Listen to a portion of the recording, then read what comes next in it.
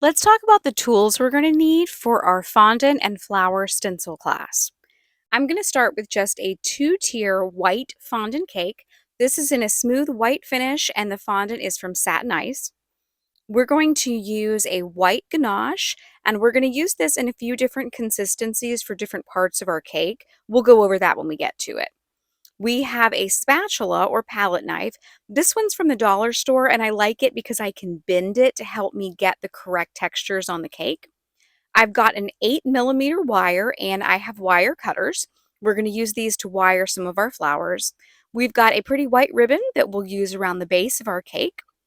This is going to be our stencil. And this is a pretty flower and leaf stencil, and I'll link exactly to this one in our class description.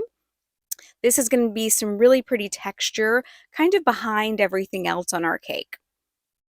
I've got three different airbrush colors that we're going to use. I have a white, a neon pink, and a Hawaiian blue. We're going to use that to get that pretty periwinkle color. We've just got some cornstarch for rolling out our fondant. We've got a cup and a paintbrush for water. These gold sprinkles are from Wilton. And we've also got two sizes of white sprinkles from Wilton, one about the same size of the gold and one smaller. Let's go over the different flowers we've got. This first set is going to be some molds. We'll use this for flower centers and for leaves.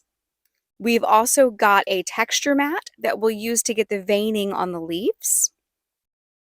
We've got a leaf cutter. We've actually got two sizes. I'm just holding up one here. These are the large flower molds we're going to use. These are soap molds, believe it or not, and they work perfectly with fondant. We've got a 3 cutter or 3 molds for the flowers. This one we're going to be using the largest of the molds. This is a peony cutter. This is the second largest size in this cutter set. And then we've got some various plunge cutters that we'll use, and we'll go over how to cut and plunge and exactly which one we're using at which point when we get there. So this is everything we're going to need for our flower and stencil class, and I'm excited to get started with you guys. And again, don't forget, you can find all of these different flowers and stencils in the class description.